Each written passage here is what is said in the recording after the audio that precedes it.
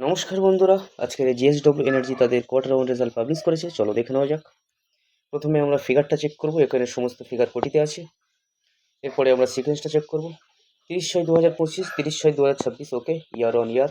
31/3/2026, 30/6/2026, okay, quarter on quarter, ঠিক আছে। এবার আমরা কোম্পানির রেভিনিউটা দেখে নেব।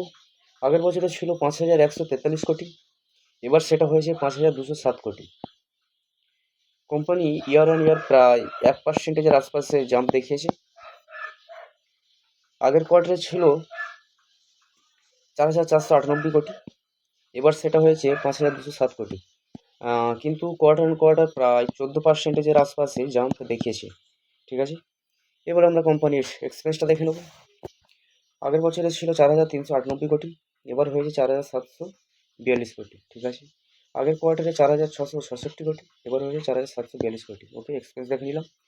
এবার আমরা কোম্পানির প্রফিটটা চেক করব।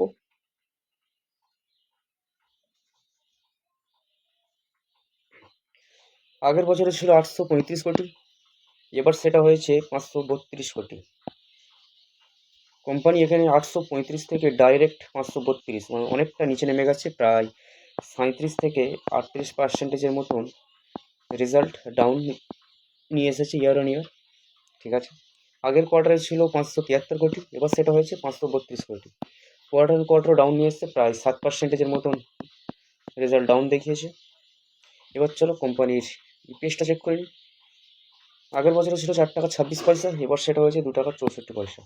আগের কোয়ার্টারে ছিল 2 টাকা 22, 2 টাকা 12 পয়সা, এবার হচ্ছে 2 টাকা 64 পয়সা, ঠিক আছে। জিএসডব্লিউর রেজাল্টটা আমরা মোটামুটি একটা ওভারভিউ করে নিলাম। জিএসডব্লিউ খুব একটা ভালো রেজাল্ট আনতে পারেনি, তবে দেখা যাক এই শেয়ারটির প্রতি মার্কেট কী রিয়াকশন দেখায়। যদি ভিডিওটি ভালো লাগে তাহলে অবশ্যই লাইক করবেন এবং আরও আপডেট পেতে আমাদের সাথে থাকবেন। ধন্যবাদ।